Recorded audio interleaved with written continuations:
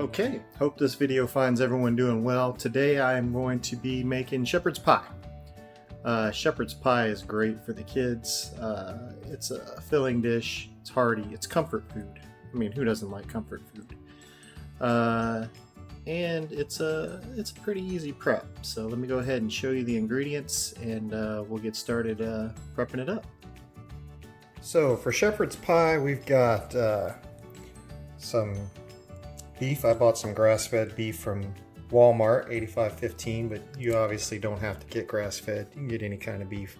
A lot of times I just go with the cheaper, fattier ground beef, ground chuck. It doesn't have to be anything special. This happened to be on sale at Walmart, so I went ahead and got it. Cheese for the top. Show you the nutrients on that. For seasonings, I have oregano. I have some garlic powder. One little bit of unusual one is called glucomannan. And this is actually konjac root. You can order it on Amazon. It is an excellent thickener and it's basically zero net carbs. 2 carbohydrate, 2 fiber. It's basically just a soluble fiber that makes everything thick. I've got some mashed cauliflower. Because I'm making 2 packages of ground beef, I'm going to go ahead and make 2 packages of cauliflower to kind of match the amounts. And then I have just a thing of seasoning blend, just to add some, onion, celery, a little bit of carbs in that, but that's for a whole big batch. And then I have a cup of homemade bone broth. Now you could use canned beef stock. A lot of times I will just use a can. But I happen to have this on hand, so a little bit of bone broth will be great in this. So I'm going to go ahead and get things set up on the stove and we'll show you how it all comes together. Shepherd's pie. Exciting. Okay, to start things off, I've got a pan heating up over medium heat. And I'm going to throw in a tablespoon of butter. And a little bit of olive oil.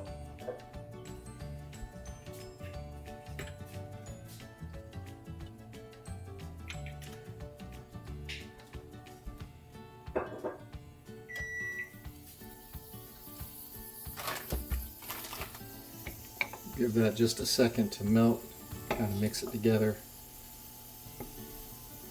And then I'm going to dump in our seasoning blend. Straight frozen, no need to thaw it, nothing special.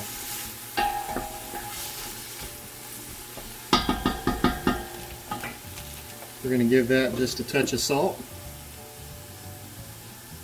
And then I'm going to give this 2 or 3 minutes to cook down, and then we're going to add our hamburger meat.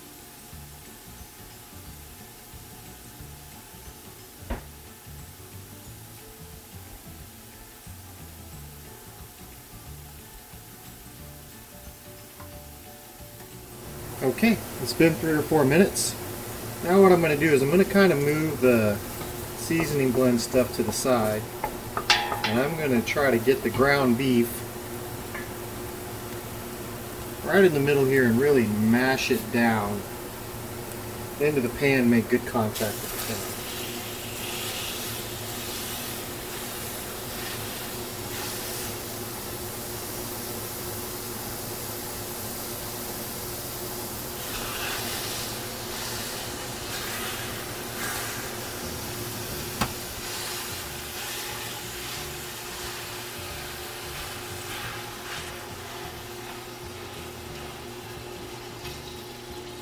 Now I think it's real important that you don't stir this or do anything to it for just a few minutes here. Probably about 3 minutes. I really want to let the bottom of that meat brown. And once it's got a nice crust on the bottom, then we'll stir it all up and season it and toss it. So I'll show you how that goes in just a minute. So now, having resisted the urge to stir for a few minutes, I'm going to go ahead and start stirring this around.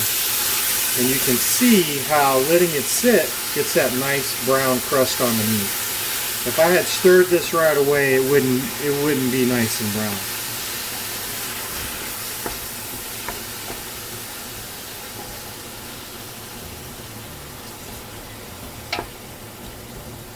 So we'll kind of break up the meat a little bit. We'll mix in our seasoning blend.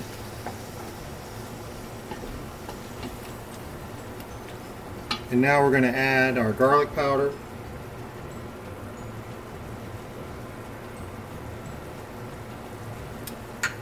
Going to add the oregano.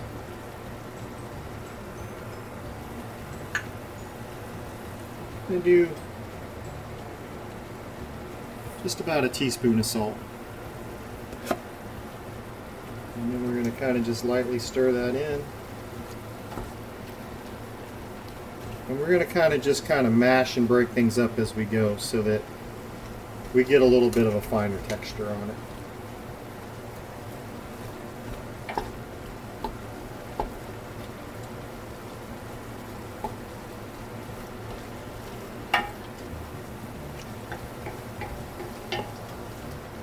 And it smells wonderful.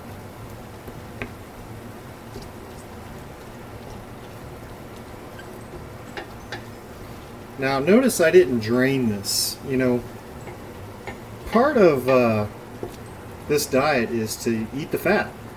And I don't mind the fat, and it's going to get incorporated with the glucomannan in the broth. And it's really not going to be a separation issue. And I think it's going to be just fine. Now, if you wanted to drain the fat, absolutely, go ahead and drain it off. But I think for a high-fat diet, you got to get that fat in there. That's what's going to make you full. That's what's going to keep you satisfied. That's what's going to keep you from picking up things and putting them in your mouth later on that you really shouldn't be eating. So I'm just going to enjoy the fat. So we'll cook this for a few more minutes, and then I'll show you the next step to finish this off.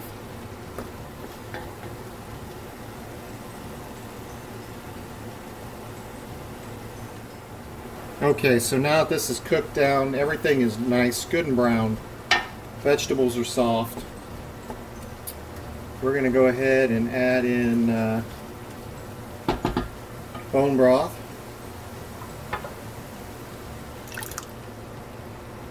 I'm going to let that melt in there for just a second. And then one of the ingredients that I didn't mention that you could add, I'm going to add just a touch of half and half. And that's just going to make it creamy and just make it have that comfort food feeling that you really look for when you're eating something like shepherd's pie. Let me grab the half and half.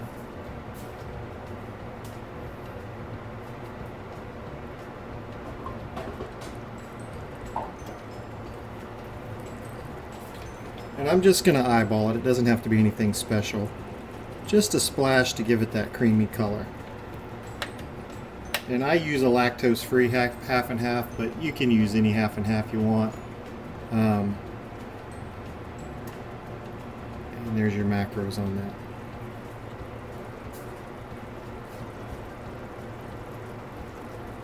So I would say that was anywhere from a quarter to a half a cup. And then we're going to let that get in there, and now it's time for the secret ingredient, a little bit of glucomannan. And I just go ahead and straight pour it in, and that's not a lot. That's probably half a teaspoon there. We'll give that just a minute to see how it thickens it, and if it's not enough, we'll give it another half a teaspoon.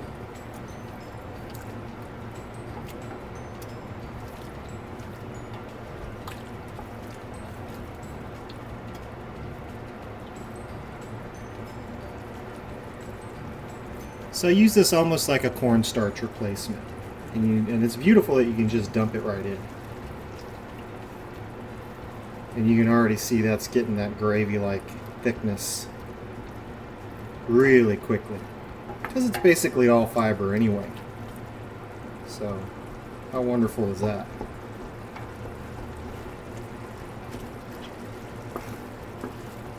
So we'll let this simmer for just a minute. It looks like it's going to be, it already is perfectly creamy. And then we'll move to the final step. We'll get this in a casserole dish. We will put cauliflower mash on top, and then we'll top it with cheese. And then the beauty of this is that it can just sit in the refrigerator until you're ready to throw it in the oven for dinner tonight. You know, so you don't even have to finish cooking it when you prep it. You can just have it ready as a meal, or you could even freeze it and thaw it out. So look how nice and thick that glucomannan got that. That really is amazing. And zero net carbs. Alright, so I'm going to go ahead and finish this up, and then we'll show you what it looks like in the casserole. Okay, so I got my casserole dish here. Look at this creamy meat going in there. I mean, just beautiful. You got your bone broth, you got a little bit of half and half, you got those vegetables, ground beef, nice garlicky flavor. I mean, how great is that? So we just kind of spread it out to a nice even layer.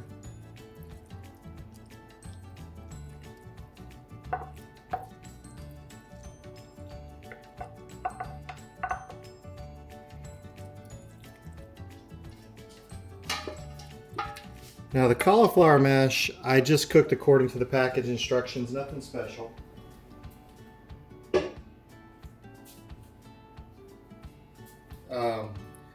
I just microwaved it, really, to be honest with you. Just microwave it right in the package, and then just kind of smear it on top.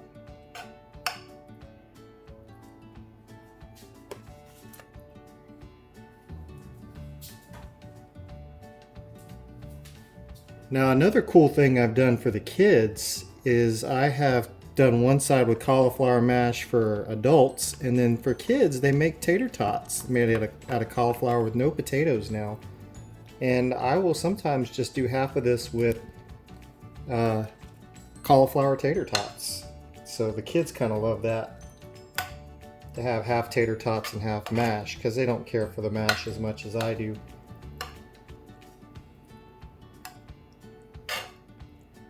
And still low carb.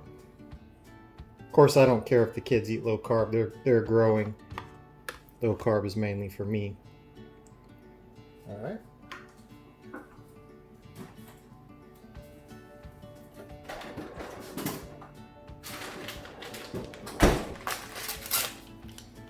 And then I'm going to top this with the cheese.